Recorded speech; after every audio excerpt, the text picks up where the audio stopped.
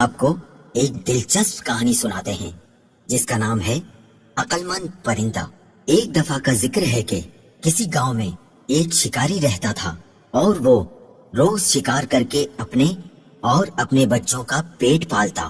ایک مرتبہ ایسا ہوا کہ شکاری جب شکار کرنے جنگل کی طرف گیا تو اسے آسمان میں ایک بہت ہی خوبصورت اور نایاب چڑیا اڑتی نظر آئی۔ چڑیا کو دیکھتے ہی شکاری کے منہ میں پانی آ گیا اور وہ سوچنے لگا کہ اگر کسی طرح یہ نایاب چڑیا میرے ہاتھ لگ جائے تو اس کو بازار میں مہنگے داموں بیچ کر خوب پیسے کماؤں گا۔ یہ سوچتی ہی شکاری نے بڑی چالاکی اور ہوشیاری سے شکار کے لیے جب اپنا جال بچھایا تو اس میں وہ خوبصورت چڑیا پھنس گئی۔ چڑیا کو جال میں دیکھ کر شکاری اپنی اس کامیابی پر بہت خوش ہوا اور دل ہی دل میں اس چڑیا کو فروخت کرنے کے منصوبے بنانے لگا۔ چڑیا جال سے باہر نکلنے کے لیے خوب پھڑپھڑانے لگی، لیکن جب چڑیا کی ساری کوششیں ناکام ہو گئیں اور اسے جال سے آزاد ہونے کی کوئی صورت نظر نہ آئی تو اس نے مایوس ہونے کے بجائے بڑے اطمینان سے شکاری کی طرف دیکھا اور کہنے لگی، اے عقل مند اور بھلے انسان، ذرا میری بات تو سنو۔ مجھ چھوٹی اور ننھی سی چڑیا کو پکڑ کر آپ کو کوئی فائدہ نہیں ہونے والا، کیونکہ اگر تم مجھے ذبح بھی کرتے ہو تو میرے تھوڑے سے گوشت اور قیمتی کے چند نرم و نازک ہڈیوں سے تمہارا کیا بنے گا؟ اور اگر تم مجھے بازار میں فروخت بھی کرتے ہو تو تمہیں کتنا ملے گا؟ لیکن اگر تم میری بات مانو اور مجھے اس قید سے آزاد کر دو، میں تمہیں اس کے بدلے 3 ایسی قیمتی اور انمول نصیحتیں کروں گی جو ہمیشہ تمہارے کام آئیں گی۔ ان میں سے پہلی نصیحت تو میں تمہارے ہاتھ پر بیٹھ کر کروں گی، اور وہ نصیحت ایسی ہوگی جسے سن کر تمہارا خون خوشی سے اور بڑھ جائے گا۔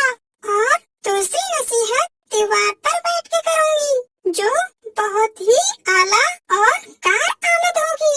اس کے بعد تیسری اور آخری نصیحت درخت کی شاخ پر بیٹھ کر کروں گی۔ اس لیے اب تمہاری عقل مندی کا یہی تقاضا ہے کہ تم مجھے آزاد کر دو اور میری ان تینوں نصیحتوں پر عمل کر کے دنیا میں بڑا نام کماؤ۔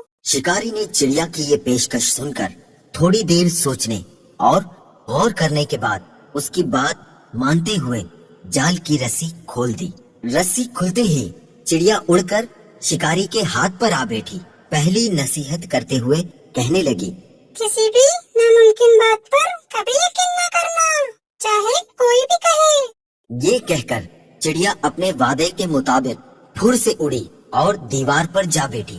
وہیں سے دوسری نصیحت کرنے لگی، گزری ہوئی کسی بھی بات کا غم کبھی نہ کرنا۔ میرے اس چھوٹے سے وجود میں 10 درہم کا ایک ایسا قیمتی موتی ہے جس کی مثال پوری دنیا میں کہیں نہیں، اور اس مہنگے موتی کو پا کر تم اور تمہارے گھر والے خوب عیش و عشرت سے زندگی گزار سکتے تھے، مگر تمہاری قسمت پر افسوس، تم نے مجھے آزاد کر کے یہ بے مثال موتی اپنے ہاتھوں سے کھو دیا۔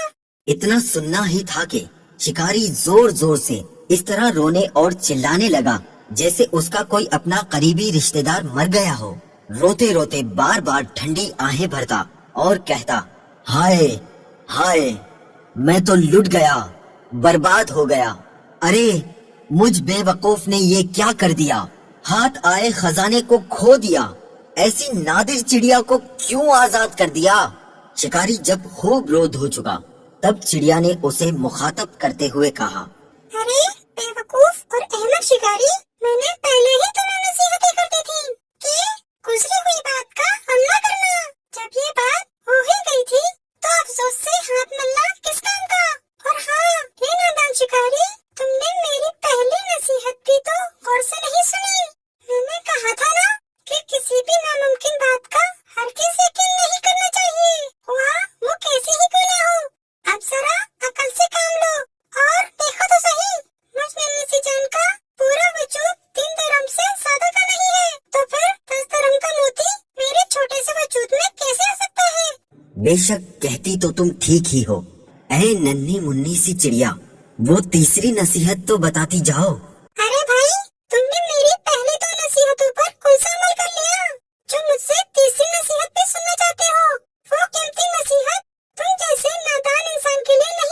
یہ کہتے ہی وہ چڑیا پھر سے اڑ گئی اور شکاری اس کو دیکھتا ہی رہ گیا۔